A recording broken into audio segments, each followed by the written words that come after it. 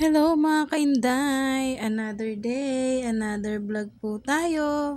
Cooking lang tayo ng ating simpleng dinner. At nag-crave tayo sa salted egg and then papartneran natin yan ng fried eggplant. Yan, pa-fried muna natin yung eggplant. Both side yan mga kainday. And then, yung ating partner dyan na salted egg. Lalagyan natin siya ng tomato. Yan, bibilin na natin ang ating eggplant. At syempre, nagluto na rin tayo dyan ng egg white. Charot! Yan ang ating salted egg. Nilagyan natin siya ng kamatis. Yan, it's so yummy na yan mga kainday. Yan ang ating dinner. It's so yummy. Dinner time. Yan, let's eat na po. Thank you for watching. Maraming salamat sa suporta.